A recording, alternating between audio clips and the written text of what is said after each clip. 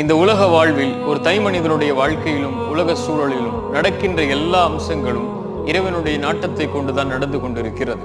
இந்த உலகில் ஒரு மனிதன் உதயமாவதும் மரணமாவதும், நோய் வருவதும் சுகம் வருவதும், செல்வம் வருவதும் ஏழ்மை வருவதும், ஒரு உறவு நம்மை சேர்வதும் ஒரு உறவு நம்மை விட்டு பிரிவதும் என எல்லாம் இறைவனுடைய நாட்டத்தை கொண்டு மட்டுமே நடந்து கொண்டிருக்கிறது. அல்லாஹுடைய தூதர் சொல்லுவார்கள், மனிதர்கள் எல்லோரும் உங்களுக்கு ஒரு நலவை செய்ய நாடினாலும் இறைவன் விதித்ததை தவிர எதையும் செய்துவிட முடியாது. மனிதர்கள் எல்லோரும் உங்களுக்கு ஒரு தீங்கை செய்ய நாடினாலும் இறைவன் விதித்ததை தவிர எதையும் செய்துவிட முடியாது. அல்லாஹ் சொல்கிறான், ஒரு மரத்தில் இருந்து இலை கீழே விழ முடியாது இறைவனுடைய நாட்டம் இல்லாமல், கல்வி இல்லாமல்.